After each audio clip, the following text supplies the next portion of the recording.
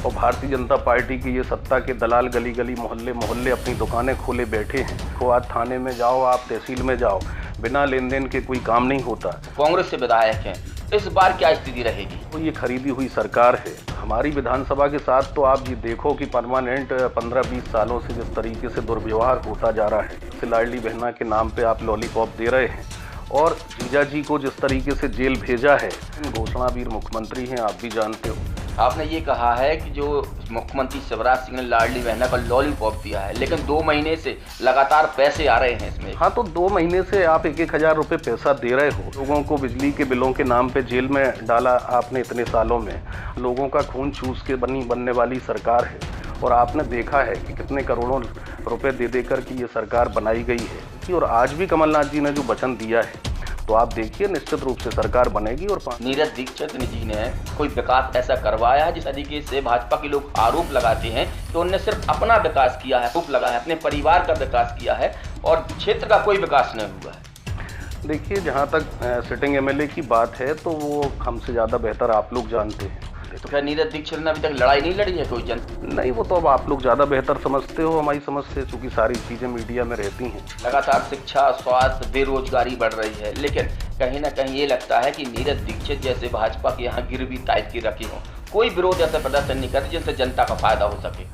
जिन स्वास्थ्य सेवाओं में जो डॉक्टर पदस्थ हैं, अगर जनप्रतिनिधि उन्हीं के साथ पार्टनर होकर अपने अस्पताल बनाएं या कोई बिल्डिंगों में साझेदार रहें, तो आप कैसे उससे फिर आप उम्मीद कर सकते हैं कि नीरज दीक्षित को घेरने के लिए आपकी ही कांग्रेस तैयार हो चुकी है?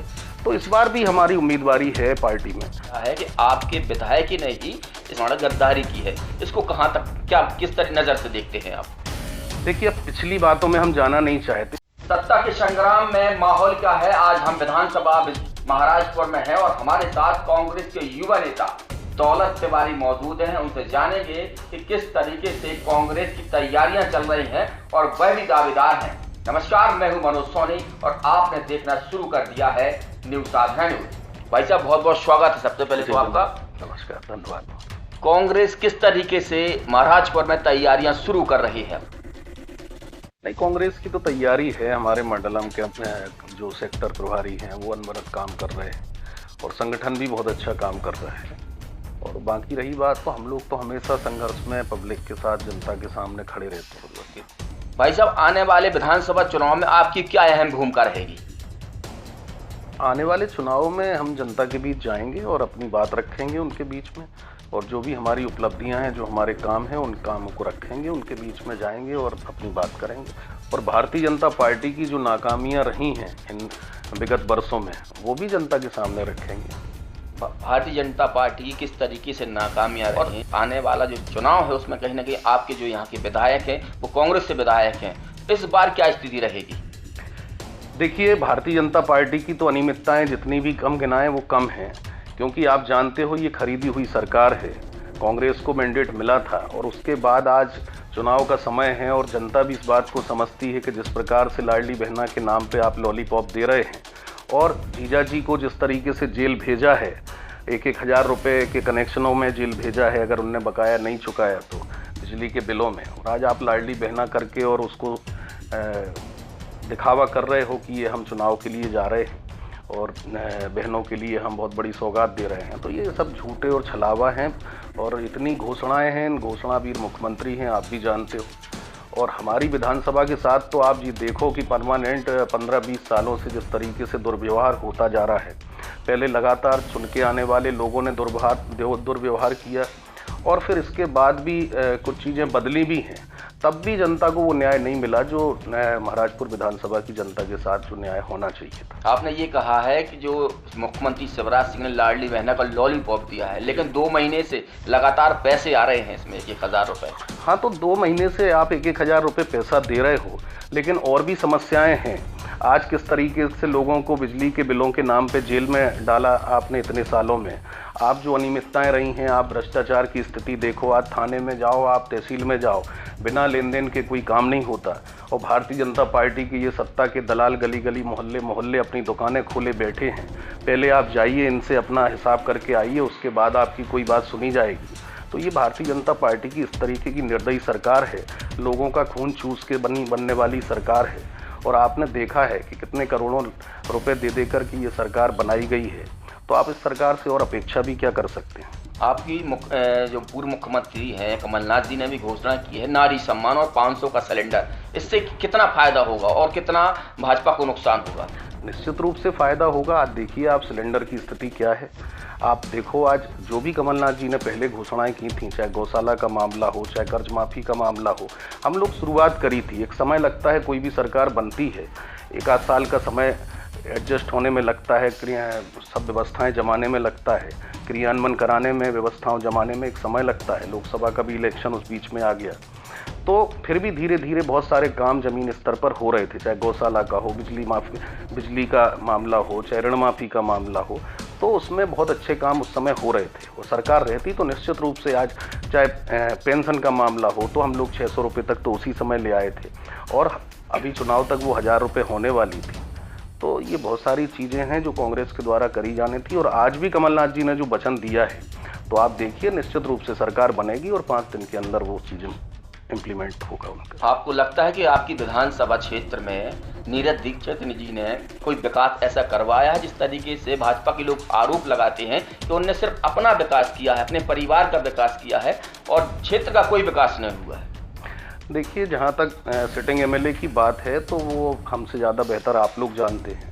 उस मामले में हम बहुत ज़्यादा कुछ नहीं कहना चाहते, क्योंकि सबके सामने जो मामला है, बात इसकी नहीं है किसने क्या किया। इस बार बात यह है कि जनता की लड़ाई, जनता के साथ जो छलावा होता है, वो छलावा इस बार नहीं होगा, और इस बार जनता की लड़ाई कंधे से कंधा मिला करके हम उनके साथ लड़ेंगे। इस बात का आपको हम वचन देते हैं। क्या नीरज दीक्षित ने अभी तक लड़ाई नहीं लड़ी है कोई जनता के साथ? नहीं, वो तो अब आप लोग ज़्यादा बेहतर समझते हो, हमारी समझ से, चूँकि सारी चीज़ें मीडिया में रहती हैं, तो आप लोगों ने सारा कार्यकाल देखा होगा जो भी है। तो लगातार शिक्षा, स्वास्थ्य, बेरोजगारी बढ़ रही है, लेकिन कहीं ना कहीं ये लगता है कि नीरज दीक्षित जैसे भाजपा के यहाँ गिरवी टाइप की रखी हो, कोई विरोध ऐसा प्रदर्शन नहीं करती जिनसे जनता का फायदा हो सके। हाँ, तो अब आपको देखना पड़ेगा, जिन स्वास्थ्य सेवाओं में जो डॉक्टर पदस्थ हैं, अगर जनप्रतिनिधि उन्हीं के साथ पार्टनर होकर अपने अस्पताल बनाएं या कोई बिल्डिंगों में साझेदार रहें, तो आप कैसे उससे फिर आप उम्मीद कर सकते हैं कि चीज़ें पारदर्शिता के साथ रहेंगी। नीरज दीक्षित को घेरने के लिए आपकी ही कांग्रेस तैयार हो चुकी है। कहीं निधि चतुर्वेदी मैदान में उतर चुकी हैं इस विधानसभा से, आप भी इस विधानसभा से कमर कस रहे हैं, तो इसको लेकर कहीं ना कहीं ये नहीं लगता कि कांग्रेस में भी बहुत तेजी से गुटबाजी दिख रही है? भाजपा कहती है कि कांग्रेस में गुटबाजी है, कांग्रेस कहती है भाजपा में गुटबाजी है।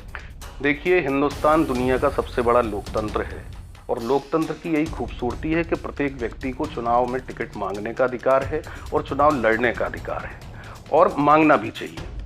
तो आज सब अपनी बात रख रहे हैं भाई। हम तो आप देख रहे हो विगत कई सालों से, जैसे पिछले बार भी हमने टिकट मांगा था, उस समय पार्टी ने नहीं दिया, और भी लोग मांग रहे थे।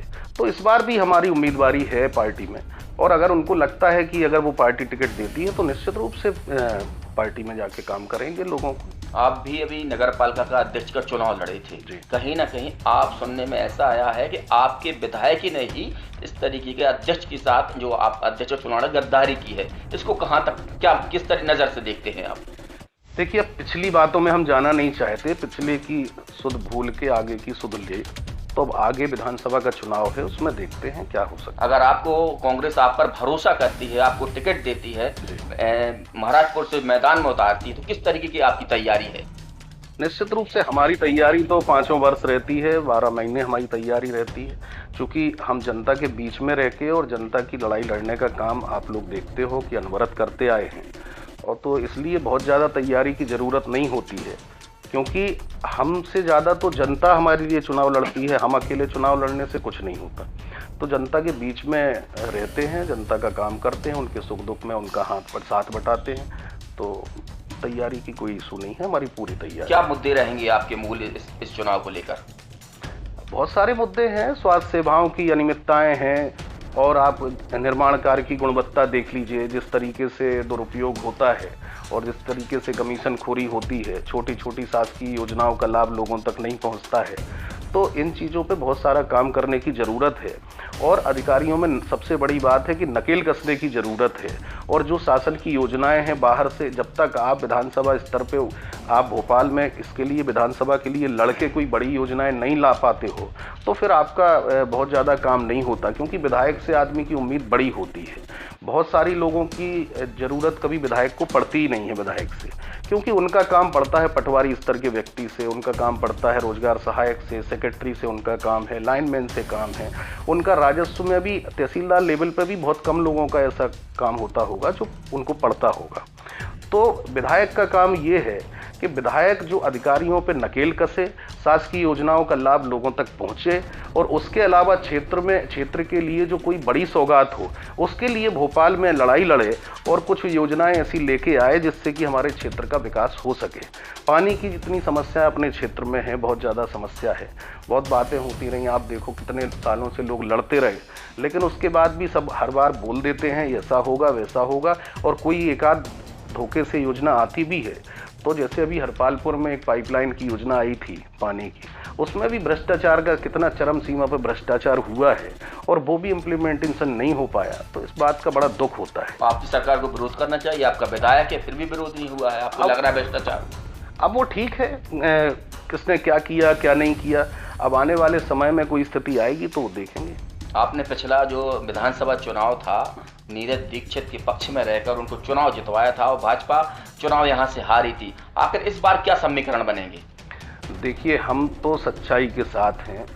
आपने देखा होगा जब कांग्रेस की सरकार बनी थी तब भी रोजगार सहायकों का एक बहुत बड़ा मामला समिति प्रबंधकों का आया था, तब भी हमने जाके सरकार के विरुद्ध जाके वहाँ पे बात रखी थी और जो हमारे उस समय के मंत्री थे उनको भी अवगत कराया था, और वो मामला इतना बड़ा मामला था कि उसमें कई सौ करोड़ों का मामला घोटाला जो हुआ था कर्ज माफ़ी के नाम पे, ऋण माफ़ी का, तो वो चीज़ें हमें करने में कोई दिक्कत नहीं है, क्योंकि हम लोग जनता से चुन के आते हैं, और अगर हम जनता की लड़ाई नहीं लड़ेंगे तो फिर हमारे साथ भी कोई खड़ा नहीं होगा।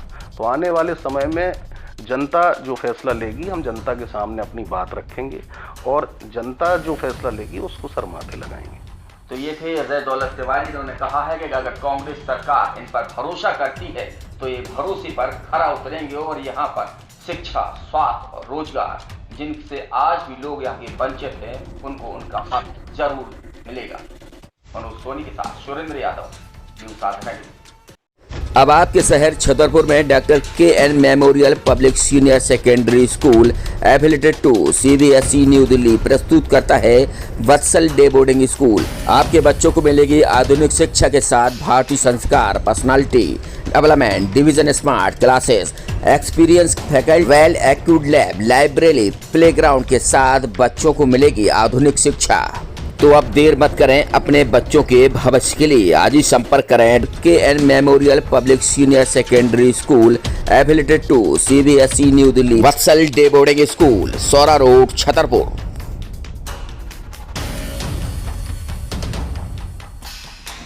अब आपको अपने बच्चों की पढ़ाई की टेंशन लेने की जरूरत नहीं है। ब्लू माउंटेन लेकर आया है आपके बच्चों के लिए बेहतर भविष्य, शानदार टीचर के साथ बेहतर प्लेग्राउंड, अद्भुत स्विमिंग पूल। अब आपके बच्चों को खेल खेल में आधुनिक शिक्षक भी यहाँ पर उपलब्ध हैं। किसी भी स्कूल में प्रवेश लेने से पहले एक बार विद्यालय का विजिट जरूर करें। हमारे पास AC क्लासरूम, विद्यालय में प्राइमरी क्लास से बच्चों के लिए कंप्यूटर रूम, एजुकेशन की लाइव व्यवस्था, बच्चों को खेल खेल में शिक्षा दी जाएगी।